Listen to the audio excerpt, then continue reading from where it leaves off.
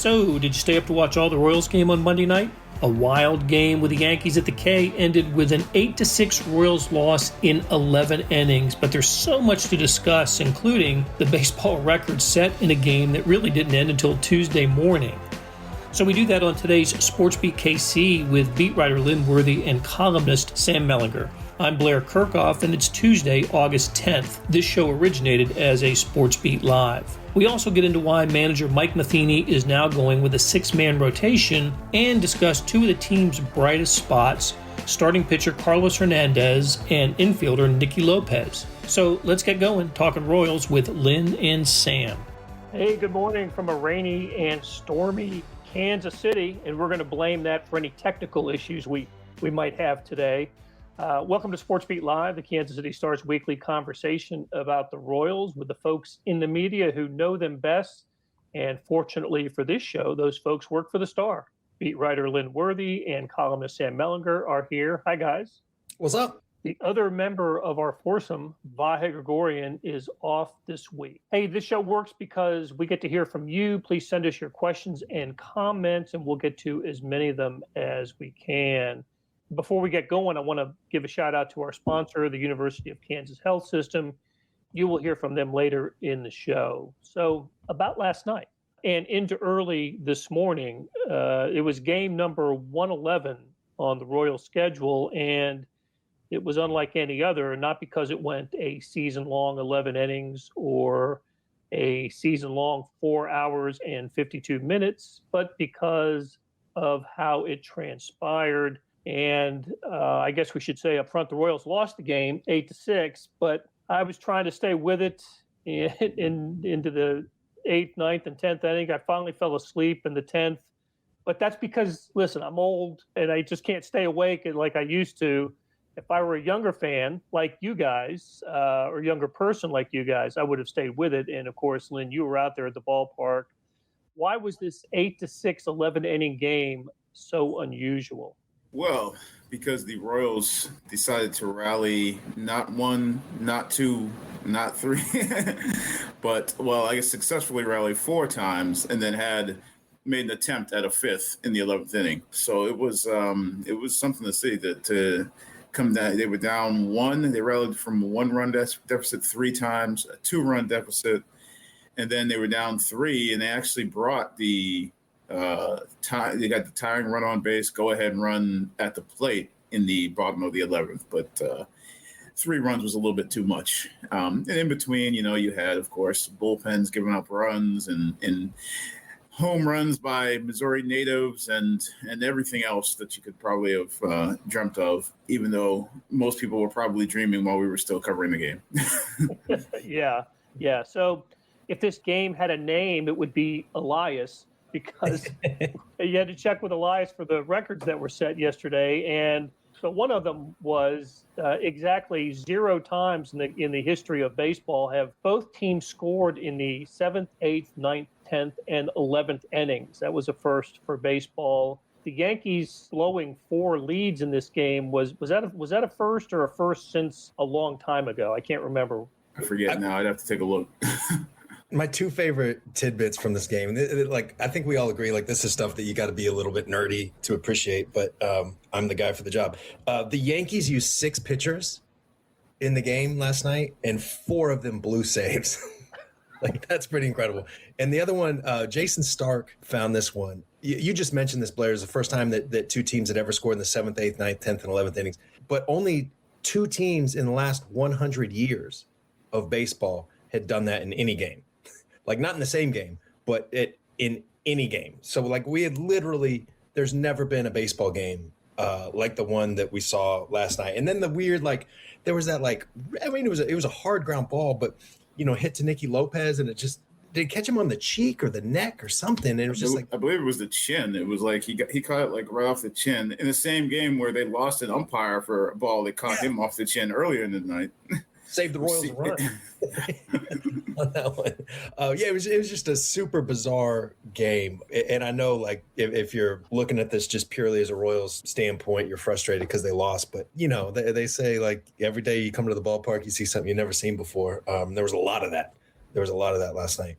Yeah, look, we had a ball bounce off second base for a Yankees base hit, and it looked like they had just caught the break of the game. And then the Royals seemed to catch a break on a play at the plate, which I thought Aaron Judge was safe. I thought the replay would indicate that. And the original call of out was upheld at the plate. Oh, I'm sorry, but real quick, we also had the hardest hit ball in the StatCast era turned into a double play. For the Royals. It was just like not a 500-foot home run, but a double play. Yeah, a lot of goofy things. It really was strange, and it was terribly entertaining. And Lynn, you were there. Sam, I assume you watched it on TV like I did, and I was caught up with Ryan Lefevre. I thought did a great job calling the game, and it's so enjoyable. It's never terribly enjoyable when you're there to cover a game like this, and it goes nearly 5 hours. So what time did you get home last night, Lynn, or this morning? I know I was on my way home, and in the car, definitely I saw a 2 in the front of that, which meant it was after 2 a.m. or in that neighborhood. So I remember that, and I remember being like, yeah, it's not good. I don't remember checking the time after that. That was all I really needed to know. And we are all blaming Josh Vernier.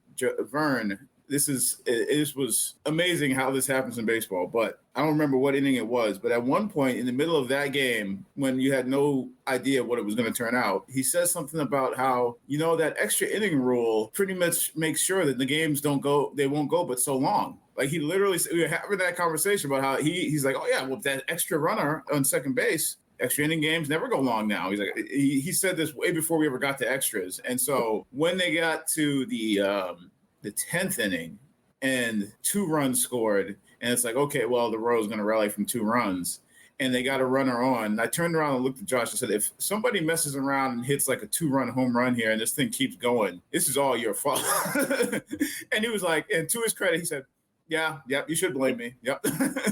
He owned it. He should have. We've all been there when, like, you just asked Lynn, this is my favorite part of the show so far. You asked Lynn, like, what time did you get home? And did you notice this? He just goes, like he hadn't really, like, he just, like, drove through the hangings or whatever. Man, we've been there. Absolutely. It was one of those games where if I had been covering it last night and I'd have gotten home, the newspaper would have been on the driveway when I got home last night. The other thing about the extra innings, I think all 4 runners placed on second scored, right? The 2 in the 10th and the 2 in the 11th. So that, I don't know if that was a first. That's what you're supposed to do, right? If you place a runner on second, you're supposed to be able to get him around. And what happened in the top of the 11th, the Yankees did that plus 2 more, and that's what ended up deciding the game. So I don't know. Do we buy into Mike Matheny's, great character, great, togetherness to stay close and battle a really hot Yankees team, by the way. I think now they have the best record in baseball since the All-Star game. Is there something there? I mean, the Royals haven't played well in the last week or so after playing well since the All-Star break. I did think it was a pretty gutsy effort. They're running out a team that I hope is not going to be terribly recognizable in a couple of years with a lot of parts. But heck, to score in the 7th, 8th, 9th, 10th, and 11th innings to match the Yankees almost until the 11th, pretty gutsy effort. Would you agree? Yeah, I mean, I think the fact that, not just to score, but to have to score. I mean, I guess the 7th and 8th, you didn't have to, but the 9th and 10th, you had to score runs or, the game's over. To be in that position where, I mean, obviously these are professional athletes. You never want to say anybody's going to just give up, but it could have been easy to be like, all right, well, they got us, we'll come back and get them tomorrow, another ball game. But to keep saying, no, we've got a chance here. We just need to get this 1 run or get these 2 runs and give our guys a chance and we can win this game. I think there's something to that. How much? I don't know. It might be one of those things that shows up down the line when if these guys who are part of this game are part of something maybe more crucial or a run where they're able to put together some games like this or to do some of the crazy things that maybe you've seen teams in the past do. If this is sort of the platform, the springboard for that, then I think that's when maybe you see that it's a really important thing, but I don't know if we can really tell that right now. Bill Snyder had the great line, right, about they don't let you quit. Somebody asked him about that, like his team was down by a bunch and, hey, they kept fighting. He's like, they don't let you quit. Lynn said they're professional athletes and all that stuff. But I do think that it shows a little bit of something, right? Like, and not just like last night. If you just look at what I think they played like 110, 111 games. Maybe this is like a backhanded compliment that is actually an insult. I don't mean it that way, but there's only been one time that I can think of. And Lynn, I'd be curious if you disagree with me on this, that I felt like they just kind of looked beat down, just defeated, like emotionally just spent. And that was that day game, I think a getaway game in Boston when they got beat 1,000,000-1 or whatever it was. You know, other than that, especially with like how many ups and downs this season has had, you know, look, it doesn't, you don't get into the playoffs based on what we're talking about right here. But, you know, it does beat the alternative at least. Yeah, and I try to think if there's any game that jumps out to me. I know the game that you're talking about, and I'm trying to think if when they had any of those, like, you know, either of the long streaks, if there's a game that where I just feel like, you know, that it was just rough and you could tell that it wasn't going to happen. And I don't remember. I probably have to go back and think about it, but I don't remember any game where you just said, all right, they're just not in it. You know, they're ready to hit the bus or get on the plane or anything like that. I don't remember many of those. And, you know, and last night, like you said, last night was game 111. So maybe there's something I'm not thinking of, but it's not coming to me right away, at least. The one I'm thinking of, I just looked it up on Baseball Reference. It was July 1st, 15-1. And that was the end of a fairly long losing streak. And for whatever it's worth, they won the next two games at home against the Twins. So I don't know. It's at least something that I think about with this group. Yeah, and I remember the game that you're talking about was I believe that was the day that Bubic started, and the Red Sox, I don't remember how many home runs they hit, but that was that stretch where they couldn't throw J.D. Martinez a changeup, but they kept throwing J.D. Martinez changeups, and they kept getting smashed. That's what I remember from that stretch. I remember the stretch, but I don't remember if there was a specific game. Like that West Coast trip they had where you had the young starters get hit hard. There was some games there that were lopsided or that were rough. I just don't remember if there was any that were really just like, you know, guys who are, I don't want to say packed it in again because it's, you know, professional athletes, but some of those games were just over early because you had those rough starts from some of the pitchers. And so that would probably be like, oh, remember anything specific? Like I would think that might be a stretch where you might have found a game where it was a little lackluster. But again, I'm thinking that's where it would be likely. I'm not pointing to a specific game. Sure. And Sam, you might have it called up in front of you, the Baseball Reference page. I believe that Boston game on Sunday was the end of a long road trip to New York, Texas, and Boston. It was pretty demoralizing, especially the Texas series where they got swept down there. That was a 9-game losing streak. It is being interpreted, by the way, differently in New York, where Mike Vaccaro, our buddy and former Star reporter, penned a column sometime after the game. He's so excited that he penned a column in Eastern time, mind you. Right. The game didn't end until a few minutes after 1 a.m., and this thing got posted about 2:20 a.m. One of those, if the Yankees go on to do great things, you could think back at this game in Kansas City. Hey, good for the Yankees. You know, as much as the Royals had to fight back each time, the Yankees kept the pressure on in each inning as well. They don't score in any one of the innings. The game is over and the Royals win it. So a very entertaining game and a good show by both teams on Monday night into Tuesday morning. So, hey, let's take a break here. When we come back, we'll stay with that game and get into Carols Hernandez and the prospect of the six-man pitching rotation. The Kansas City Royals lineup is backed up by the region's strongest team in healthcare, the University of Kansas Health System. We both suit up with one goal in mind: to win. The University of Kansas Health System, official healthcare provider of the Royals. Hey, it's Blair. We have a special subscription offer for SportsBeat KC listeners, unlimited digital access to the Kansas City Star's award-winning sports coverage. Sign up now for 1 year of Sports Pass for access to all the sports news, features, and columns presented on the kansascity.com site, and it's only $30. That's a 40% savings off our regular rate. Your subscription will automatically renew after the initial term at $50 unless you tell us to cancel. Your subscription helps support the sports coverage of kansascity.com and the Kansas City Star, and that support has never been more important. Please visit kansascity.com/SportsBeatKC offer to get this special offer. And as always, thanks for listening.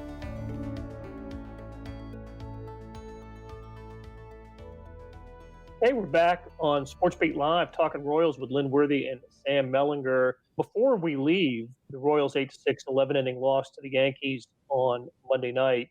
The line score was just one of the most bizarre-looking line scores you'll ever see because all the scoring in that game happened from the seventh inning on, and every box contained a number from the seventh inning on. Before that, all zeros. And I wanted to talk about Royal starter Carols Hernandez, who, my gosh, we've spent a lot of time, and deservedly so, talking about the Royals' young pitching prospects, when they're going to get here, how are they going to perform when they get here. And we haven't spent a lot of time talking about Carols Hernandez. I think we need to talk about this guy, not just last night, but the couple of games against the White Sox. This guy has just been terrific. Lynn, take us through the evolution of Carols Hernandez to how the Royals require him. He made his major league debut last September. It was last month of last season. And just tell us a little bit more about Carols Hernandez. Yeah, if I remember correctly, his debut came in relief of Matt Harvey last year. It gives you a little perspective on where we were in 2020 in the pandemic season. I'm pretty sure he ended up, when Harvey had that stretch where he was only going 2 or 3 innings at a time, I think he was sort of the almost piggyback starter who I think he made 1 or 2 starts last year, so to take it over that spot that Harvey held momentarily. And he's still only 24. Like, it's one of those things that you need to point out to people because everybody thinks of that group of young pitchers and doesn't necessarily think of him in that because he wasn't a draft pick like, Singer, Coar, Lynch, and Bubic. He was an international signing. It was out of Venezuela. And I think he was also one of those guys that for an international signing, he was sort of almost like a late signee. He wasn't a guy who signed at like 16 or 17. I think it was more like 18 or 19, if I'm remembering correctly. And so a little bit of a late bloomer for an international signee who they've liked his stuff. They thought there was some potential there. He throws 4 pitches now, and he's still throwing 4 pitches. He's not one of those guys who started off throwing them and then one fell by the wayside. There's been some talk because he throws as hard as he does, like, well, maybe this is a potential reliever because, we've seen him hit 100 in starts this season. I think he hit 98 last night, but he's also got off speed. He's got a change up. He's got a breaking ball. He can come at you different ways. And it was interesting last night, too, because we've seen some outings from him where command has been an issue and he's gotten into some trouble that way. And he really didn't walk many last night. But early on, I remember saying, I think it was in the first inning, I was like, man, he needs a double play here. That 122-mile, if he doesn't get a double play here pretty soon, then he might be looking at a 30-pitch inning. And then you look up, and he ends up, I think the 3rd or 4th inning, he had like a 10-pitch inning, and then he had like a 9-pitch inning. And then next thing you know, he hasn't given up any runs, and he's, 6 innings in. I mean, he's grown since that first appearance last year behind Harvey to the point where, he's in that conversation with those starters, even if people don't necessarily think of him as part of that group because he wasn't in the draft class. There's a lot of reasons that he was kind of under the radar, right? Like, Lynn, you just mentioned this. His professional debut, he's 20 years old. And then, before the pandemic, he was in high A ball and was doing well, but not lighting the world on fire. But, God, if you just watch him pitch, I mean, it was a right-handed hitter. I forgot who it was, but he got a strikeout just on a 98 at the knees on the black on the outside. And it's like, you can do something like that, for strike 3. You've got something different. That slider would be plus in the scout vernacular, and the curveball and changeup are coming as well. He's got the whole part. He looks the part too. Like, I always think about that with like Singer. He just kind of looks the part when he's on the mound. And Carols, man, he just looks like he's in control. The emotions are where you'd want them to be. And if you've got a 4-pitch mix like that, and your fastball is averaging like 98, I think I just saw on Fangraphs when I was looking it up. I mean, there's some stuff there. I mean, if that all comes together, that's a front of the rotation type of guy. He pitched into the 7th last night and was throwing 98 as his pitch count was approaching 100. I don't think he got to 100, 99 or 100. Maybe 96 or something like that. Was he there? So it was a little shy. And this is a guy who, his first, I want to say, like 12 appearances were relief appearances this year because he had 4 starts, I believe, prior to last night. This was all, sort of the background information that was in version 1 of 10 game stories that just never got seen. But yeah, I'm pretty sure he's only had these last 4 starts going into last night. That was the 5th start. The 2 before coming against the White Sox were really good. But, he had a lot of relief outings before that. He was up early in the season went back down to AAA and started, and then came back again. It was in the bullpen. So he hasn't quite had the Edward Olivares shuttle run, but he was a little bit back and forth and, in different roles. Well, and we're going to see him once a week, right, with a 6-man rotation. That's about what it's going to average out to with him, Keller, Singer, Minor, Lynch, and Bubic. Why the 6-man rotation, Lynn? It seemed like it was pointing that way as soon as you heard that, okay, Singer's coming back. And when you look at the group that they have, when you look at, Hernandez, Lynch, Bubic, they're all still, well, not all, but still young guys that they want to take a look at.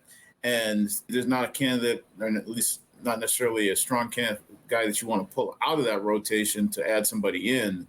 Plus, this is still the season coming off of the pandemic year where everything was weird with innings counts and workloads. So also probably just makes sense to spread guys out a little bit and, not have them going every 5th day, have them going every 6th day, and still get a look at all the guys that you want to see and get them innings in the big leagues, regular starts. And you still have your guys, the 2 innings eaters, that you're going to rely on a little bit, and Minor and Keller to make their regular starts. Heck, all these guys have been eating some innings here lately, right? Pitching into the 6th and 7th. The starting pitching has been pretty darn good of late, and I'd like to see it continue. Let's go back to the game last night just for this reason. Bottom of the 9th, the Royals are down to their last strike. They're down 1. Witt had reached, stolen second. Nicky Lopez is at the plate, and he slaps a single. I believe it was a full count. But anyways, 2 strikes. Slaps a single to left, drives in Merrifield. Nicky's now in the number 2 hole, which is sort of, it started in the National League ballpark, but it seems like it's sticking. Okay, and I'm sure this was in the Royals' notes, and credit Dave Holtzman if it was, and certainly credit Ryan Lefevre for bringing it up last night. Over the last 41 games, Nicky Lopez has the 5th highest batting average in baseball, 338, something like that. I had no idea. Look, I know his average was up a bit over 280. It's somewhere around 275 right now, but this guy's just playing his butt off. Listen, Salvador Perez is hands down the Royals player of the year for this team. For a non-pitcher, if you had to look for 2nd and 3rd candidates, Nicky Lopez is right up there for me. What about you, Sam? I think it's true that he has made the most progress of anybody, at least on the big league roster. I don't know what to do with MJ Melendez and Bobby Witt Jr. and Nick Prado and those guys, but just on the big league roster, I mean, we're talking about a guy who, when camp broke, was told he would be the second baseman in Omaha. And then a couple hours later, or whatever it was, is told he's going to be the starting shortstop in Kansas City.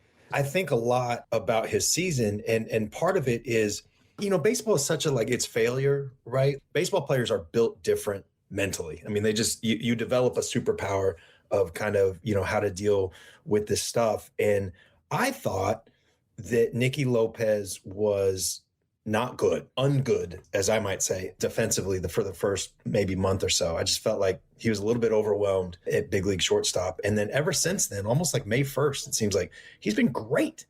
He's been really, really good defensively.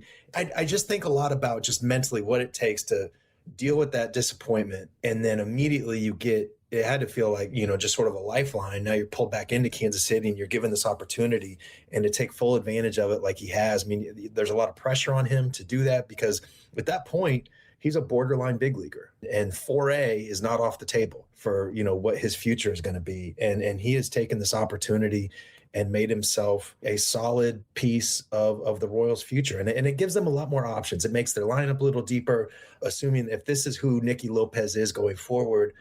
Second base is covered, and you've got a hell of an insurance plan at shortstop defensively for, any Mondesi injury.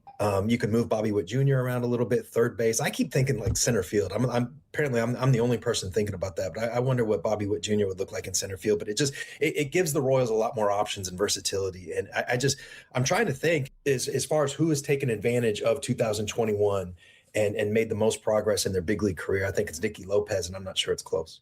I don't think it is close, especially when you think about, like you said, the guy who not only was going to start the season in the minors, but who, I don't want to say a lot of fans because, it gets skewed on social media, but there were some loud folks who were ready to send him on the first thing packing because they were ready to move Bobby Witt in there yesterday. And Now you look at what this kid has done, and he's one of your best players, all-around players. for what he's doing defensively and offensively. One of the most consistent guys. And I think it was last night, at some point, I think we were sort of joking about how Nicky comes through with that hit on 2 strikes. Somebody said, wait a minute, was there 2 strikes on that? And I said, of course there was 2 strikes on that. There's always 2 strikes on that when Nicky comes through with that base hit. And he just had the hit that gave him the win the other day in St. Louis the day before. So it's like, it's got to that point where you're almost expect it from him, at least this season, which is, I think, saying a lot for a guy who people were ready to give up, or maybe some fans, again, not necessarily most, but just the loud fans were ready to give up on, and who was supposed to start the season in the minor leagues. This is, again, kind of nerdy, but what's part of what Lynn was talking about just kind of jogged my head. This says a lot about a hitter, I think. Like when he's behind in the count, he's hitting 278. When he's ahead, it's 288. And a lot of that is just how his swing is built. He's contact oriented and he's a tough out at the plate. But I don't know. I think that says something about a guy, about a hitter, when he's basically just as good, not as on base, but just his batting average, for whatever that's worth, is basically just as good when he's behind in the count. That is an ornery at bat. If you're the pitcher, that's a pain in the ass. And that's part of what he brings to the Royals. His defensive metrics are actually really good too, because I think the last couple of weeks you've heard Mike Matheny throw out Gold Glove, and we were sort of like, well, that's the skipper, that's what he's going to say. And then I think at one point last night we were looking up like some of the defensive metrics and just like, well, where is he at amongst some of the shortstops? And he's up there. Depending on which ones you look at, one of the ones we looked at, defensive runs saved, especially amongst the American leaguers, he's way up there. I think the only thing that, as we were talking about, we're like, well, maybe there's some guys reputation-wise that sometimes that plays into Gold Glove, especially when you're talking about a guy who's supposed to start in the minors and who hadn't really been a shortstop. But defensive runs saved, UZR, I think outs above average. Like he's right there. You don't have to go scroll too far to find his name on that list. Good stuff from the former Creighton Blue Jay, Nicky Lopez. All right, guys, great stuff from you. And next week we will talk about the future of center field for the Royals. I think that's a really interesting. I can see a lot of other positions covered, but I'm not so sure what the Royals see about the center field. And I want to talk to you guys about that. And by the time we chat next week, Whit Merrifield will have broken Alcides Escobar's record for consecutive games as in a Royal. So he will own the Royals record for that. And that'll give us another topic for a week from Tuesday. Please join us then. Thank you so much for your attention. To listen to Lynn and Sam. Thanks to Beth Welsh, our producer, to the University of Kansas Health System. And we'll do it again next Tuesday at 10 a.m. That'll do it for today. Thanks to our SportsBeat KC production staff of Beth Welsh, Derek Donovan, Monty Davis, Jeff Rosen, Chris Fickett, and Savannah Smith. Tip of the cap to Lynn Worthy and Sam Mellinger for stopping by and talking Royals. Links to their stories can be found in the show notes and on kansascity.com. Hey, got another deal for you. You can subscribe to Sports Pass for 99 cents a month. That's right, 99 pennies a month. Sports Pass is the online version of the Star Sports section. You get all the stories that appear in the print editions of the Star, plus additional stories that appear only on the website, and of course they're posted first on kansascity.com. After 3 months, it auto-renews at $5.99 a month unless you cancel. And it's a great time to subscribe. Read about what's going on with the Chiefs at training camp as they prepare for their first preseason game this weekend, the Royals, the colleges, our soccer teams, and more. How do you get it? You go to kansascity.com/sportspass2020. That's kansascity.com/sportspass2020. Do you want more than just sports coverage? Check out the entire Kansas City Star product. Sports news, features, commentary, and analysis, the whole thing.